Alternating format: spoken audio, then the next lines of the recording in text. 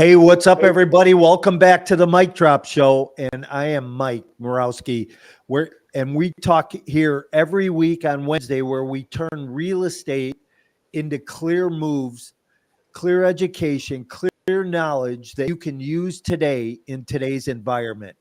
And one thing I want to say is that we are in a changing real estate market, and this is a time for you to get involved. The way that we've played real estate over the last few years is changing, and it's changing right now in front of us. And, I want to ask you, are you somebody who's going to take advantage of that change, or are you going to let it blow by you just like the wind? Well, I'm excited this morning. Today I have a guest with me. My guest is Joe Holmes. Joe's a real estate broker, mentor, and investor. 40 years in the real estate trenches, buying, selling, and stacking doors. Here's what I can say is I've been in the real estate business 30 years. I thought I was an OG, but Joe serves the state of California. Broker. He's a broker with Palego, of the fastest growing online brokerage with over 350 agents in California, with mostly focused on investing. Joe has a toolkit that covers fix and flip, buy and hold, land trust, equity sharing. He lives creative finance, subject to seller finance and assumable loans. So you land property with a little or no money down. And you guys know that this is what I love, and this is what we've been on lately. So this morning's conversation, we're going to break it down for you.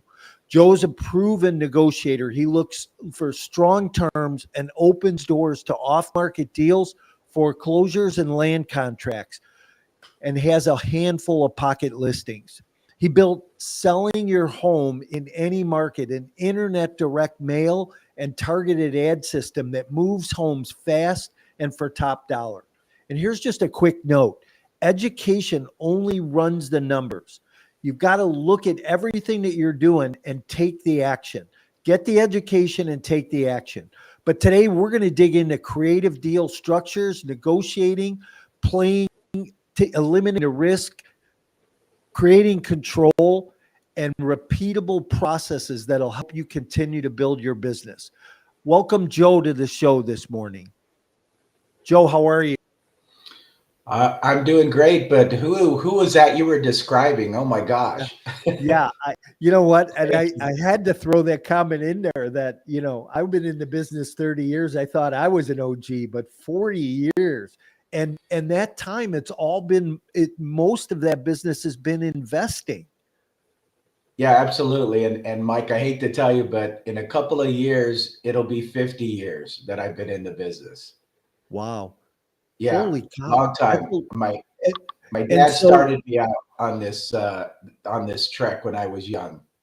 Yeah, Joe, and you know what? Speaking of that, when you think back, can you think of the first real estate deal you ever did? Yeah, it was actually, I was 20 years old. I bought my first home to live in, what I call my bachelor pad. And that was in 1977. And I paid $35,000 for a 2-bedroom, 2-bath home here in Orange County. Do you still own it? No, gosh, I wish I did. Sold it right after I got married. My wife didn't want to live in my bachelor pad, so we ended up buying something else. But that same home today is probably, I'd say, close to $1 million. Yeah.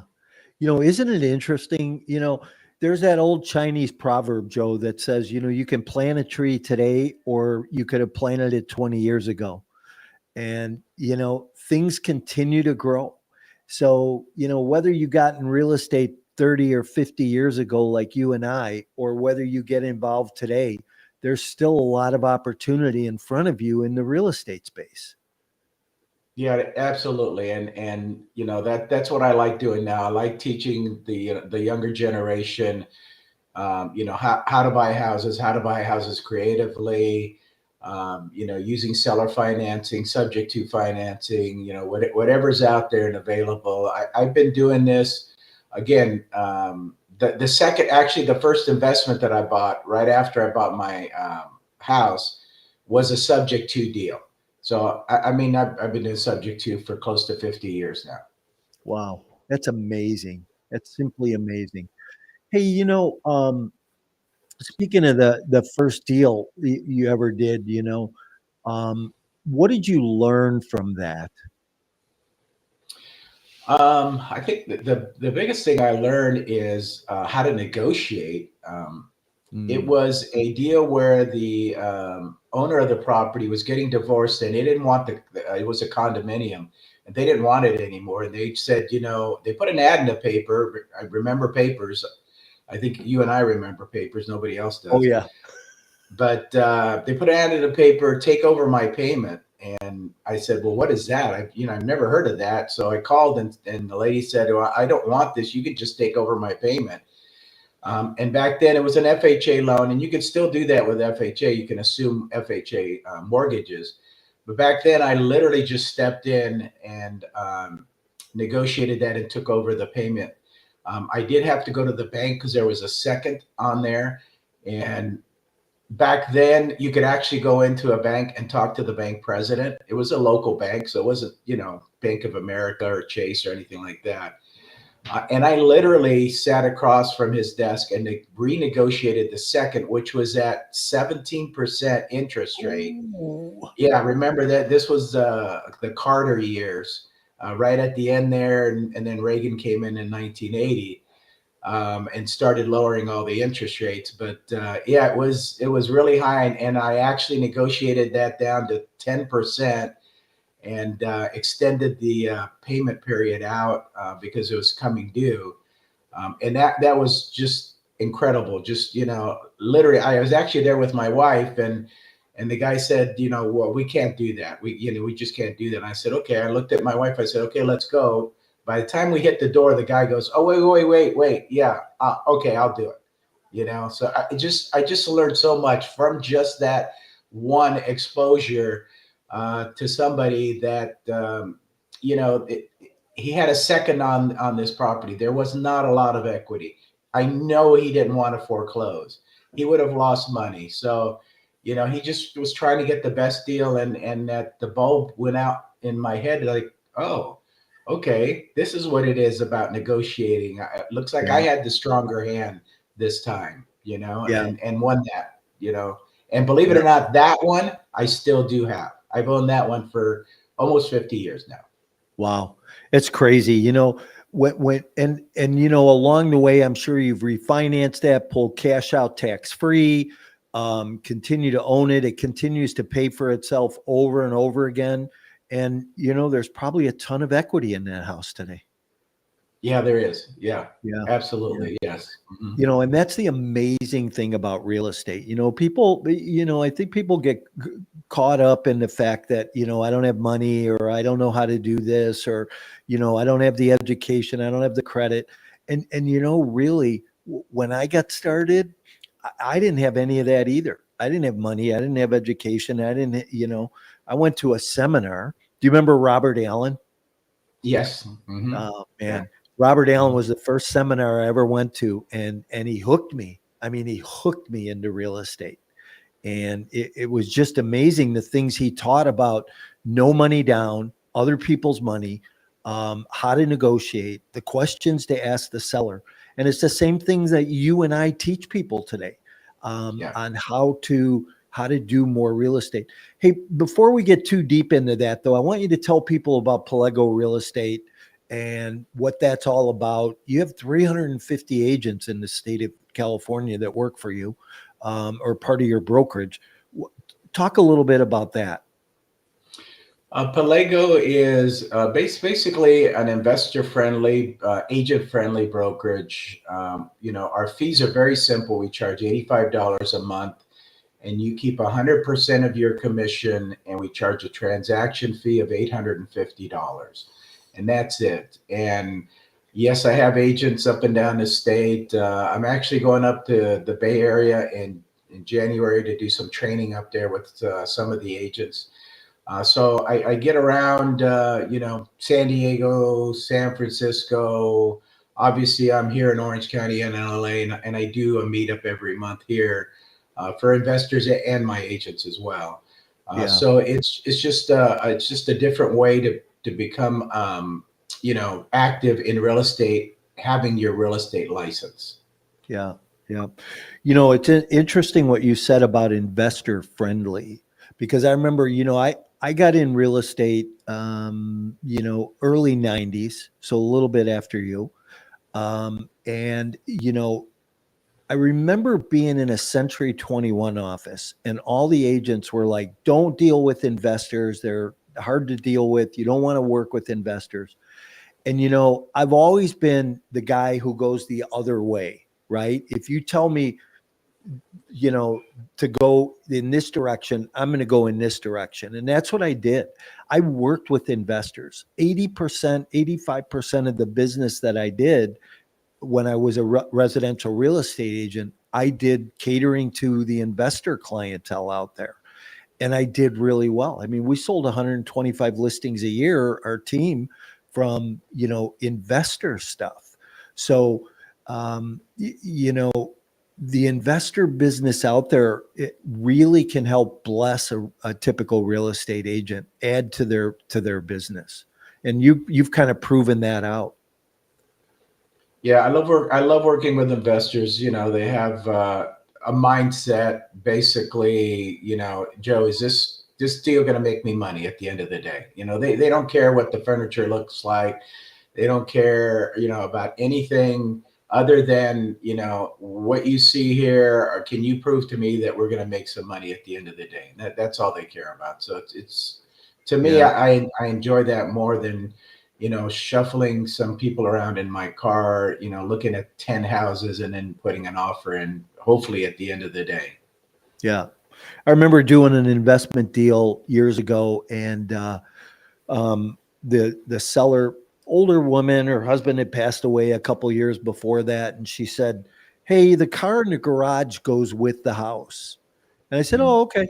And went out in the garage. It was a 1957 Chevy. It just, you never know it too in some of these investment deals, what comes with it, what you're going to find, what's going to work out.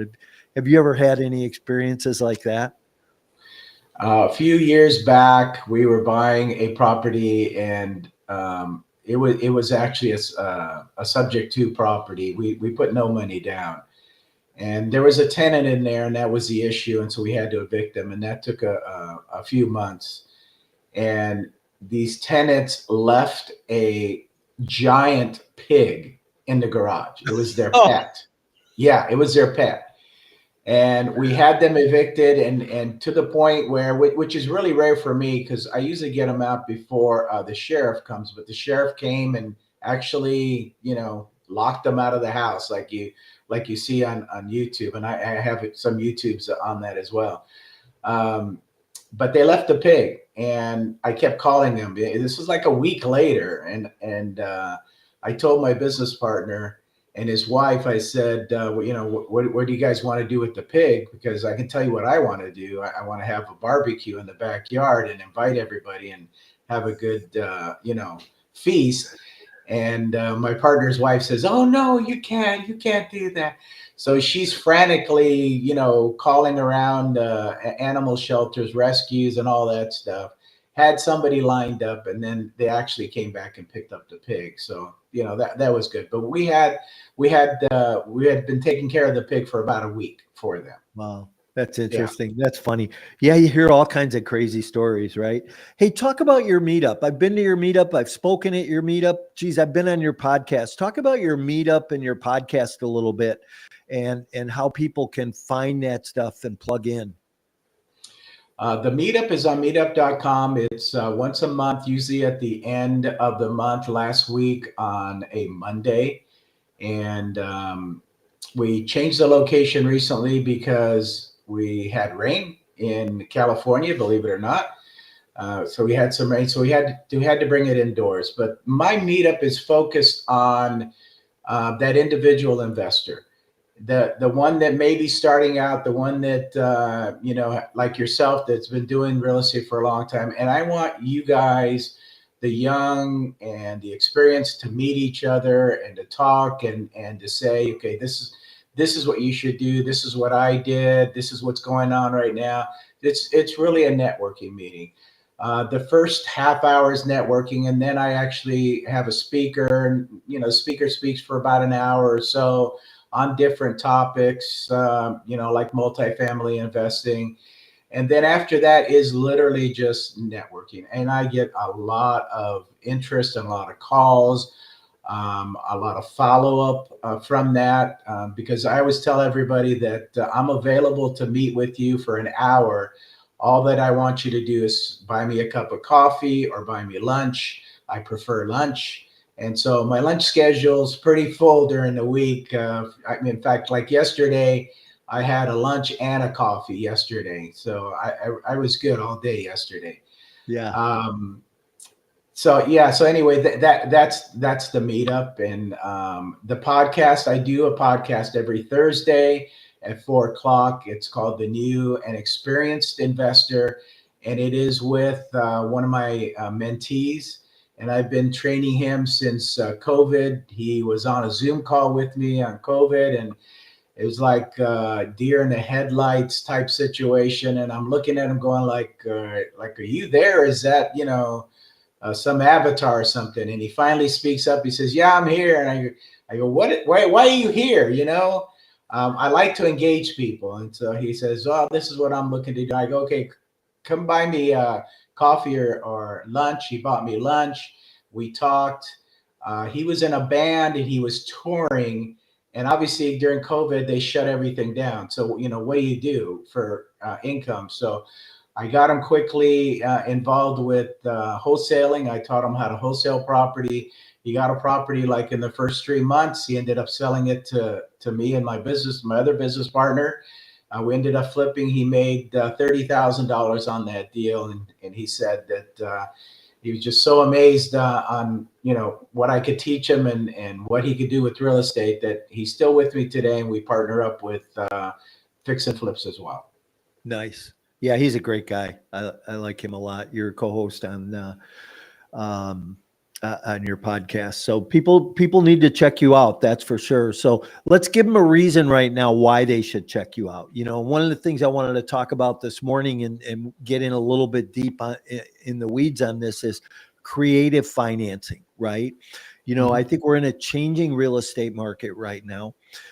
Traditional financing might not be the way to buy real estate or the things to do, and you need to have some other tools in your toolbox. Over 30 years, I've bought real estate, as I know you have, but I bought single family, 4-unit, 40-unit, 60-unit, 100 and 400-unit apartment complexes with little and no money down. And I know your experience is vast like that as well. And I believe 100% that we are entering a market, if we're not in it already, where these types of techniques and systems are going to work well. What's your thoughts around that? I agree totally. And, I am a real estate broker, so I have access to the MLS, and I always have a search for little or no money down is what I call my search. And I happen to have a client call me yesterday, and she's getting a divorce, and she wants to buy something. She doesn't want to rent anymore, so she wants to buy something. And I actually looked in Orange County, and in Orange County, it's a very tough market for creative financing because the properties are so expensive around here. But I actually found a property in a condominium in Huntington Beach where the seller only wanted 10% down, which is like pretty good. It's not no money down, but it's little or no money down. It's 10%. And what people should know is you don't have to qualify for the other 90%. If the seller is advised correctly, then yes, they're going to want to vet you to make sure that you can make that payment, whatever it is at the end of the day. But it's all negotiable. It's like, okay, I'm going to give you 10% down on this $600,000 condo. Okay. So I can come in with 60 grand, and then, what about the payments? Okay. Let's do payments at, I always like to start low. Let's do payments at 2%. And of course they're going to say higher, and then, we'll negotiate it to like 4 or 5% around there. and then it's 30-year financing, and then maybe due in 7, 10 years. So whatever you can get, that's the negotiation part of it. I would like to get it for 2%, 30 years fixed. That would be awesome if I could do that. I'd do that. I'd live there a couple years. I'd keep it and either rent it out, or I would do some creative financing around that creative financing as well. Yeah. There's so many different systems and techniques that you can use. I use one particular tool, and I've used it multiple times over the years, and it works every time. And it creates a win-win for the seller and for the buyer. But I bought a deal last year, Joe, that the seller's holding a second mortgage at 0% interest with no payments for 10 years. You know, and I've told people that, and they go, "That's impossible." What's your thoughts on that? No, anything's possible, especially when you're negotiating and you have to figure out what's the motivation on the other side, or what the pain points are on the other side. That's why you have to talk to people in person. That's something that at the end of the day, we've got the AI revolution coming around. AI is not going to really affect the real estate industry. I'm thinking, other than, yeah, you're probably going to be able to put your property on the MLS, track paperwork and all that stuff. But when it comes down to negotiation, that's a face-to-face thing.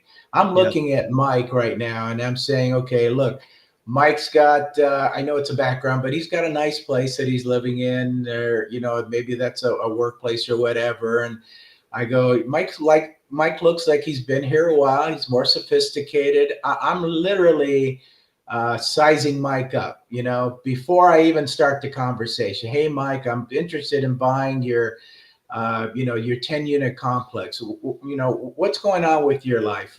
Do you need this money? I mean, I ask. It's like, do you need this money to survive on for the next, 30, 40 years, whatever you think your lifespan is? Are you looking to pass this along to your relatives, to your siblings, to your children, whatever? I think about all that stuff and find out, okay, what's the motivation here? Right.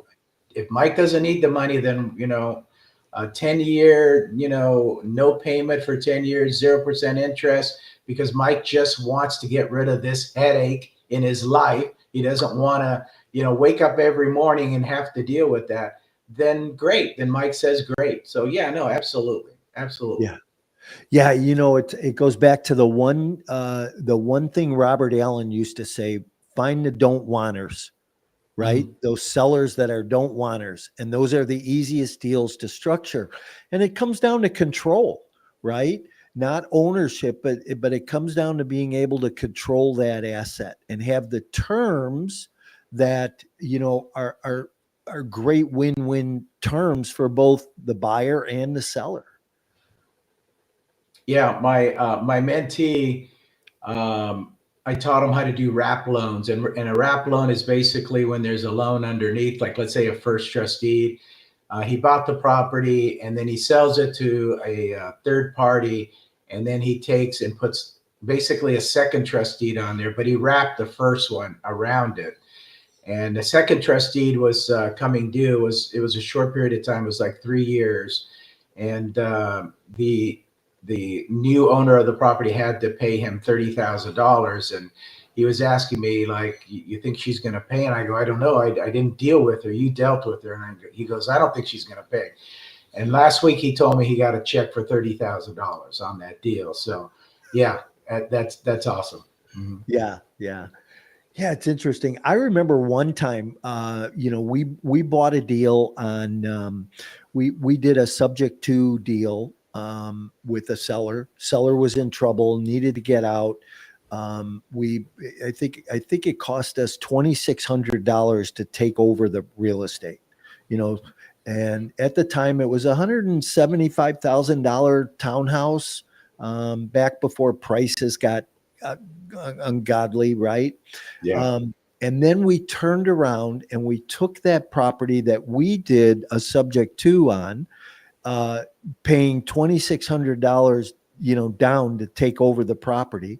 We turned around and sold it on land contract to another buyer, and she gave us $30,000 as a deposit.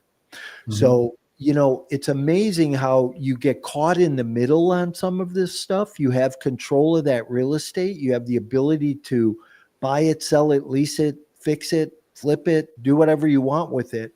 And, that $2,600 we made 1,000 times on, right? By flipping it to this other buyer. Well, then shortly after that, the buyer defaulted, couldn't pay the mortgage anymore, and just left and abandoned the 30,000. We sold it again to another buyer, a couple years later. So, it's amazing when you're in that field and in the stream of things going on, the different deals you can put together. So, yeah. It's pretty amazing. There's so many different ways to make money in real estate. It's really mind blowing. And if you find one and you find a niche that you like and you just, keep at it, you'll be very successful. Yeah. Is it any different today buying real estate creatively than it was 50 years ago, Joe? No, it's pretty much the same. It's all about the motivation on both sides and the pain points, basically, I call them. It's just like, the situation I told you about the pig. The lady was getting foreclosed on. Her sister was living in the property. She was supposed to give the property to her sister, but her sister was, not a good person, wasn't making the payments. So they went to foreclosure, and we took it out of foreclosure. Had to pay some money to do that. But she basically said, she threw her hands up in the air and said, here, you guys can have it. I don't want to deal with this. I don't want to deal with my sister anymore. You can have it. So, we took on that pain point, and yes, it took us a while to get her out of there. But we ended up going in, rehabbing and flipping it. And I think we made 100,000 on that property. Yeah, it's amazing, and I think people negate the fact that, it's possible, right? And, which, that leaves a lot of room in the playing field for other people to take advantage of those types of deals. So, yeah, it's possible. It's still possible. I know this is probably going on YouTube and stuff, but you have to stop listening to the negative people on YouTube. I've been listening to people literally for 10 or more years saying that the world is going to end. Real estate is going to crash. Well, here we are. We're still at the top of the market, and it has not crashed. So, I'm old enough. I've lived through 3 of those crashes. I do not see a crash around the corner at all. Yeah, I do not see it. No, I think, there's no doubt we're in a changing cycle right now. And Joe, you and I both know there's no geniuses in this business. There's only market cycles. And we are right on the brink of going into the upswing. And I think that there's going to be a lot of opportunity moving forward for people, whether you've been sitting on the sidelines thinking, I want to get in real estate, now's the time, or you've been in real estate saying, hey, I want to scale my business, so wherever you sit in the mix, today's the day. Get involved, pull the trigger. 2026 is going to be a big year in real estate. I think so as well. And the geniuses they're there. They're you, they're Mike, because you're in the trenches and you know what you're doing and you've had the experience and you can see kind of the crystal ball going into the future. Those are the type of people like yourself that you should be seeking out if you're interested in doing anything like this in the future. Yeah. Hey, Joe, tell people how they get a hold of you if they want to talk to you about your brokerage business or, learn some creative financing strategies. I'm really easy to get a hold of. I do YouTube channel. I do Instagram. My website is joehoms, JOEHOMS.com. It's got all my information on there. It's got the ability to schedule an appointment with me on my website. You can call me directly, 949-394-0149. It's real easy to get a hold of me. Just reach out. Go to my website. That's probably the easiest. Joe at Joe Holmes. Yeah, absolutely. And we'll have that. We'll have your contact information in the show notes. But hey, Joe, when is your next meetup? It's at the end of the month. Let me pull up the exact date here for you. And it's on Meetup. Oh, let me go to the right calendar here.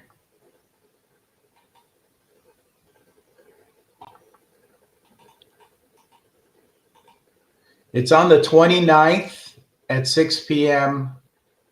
and it's at a restaurant called Knollwoods, and that's off of Sand Canyon in Irvine.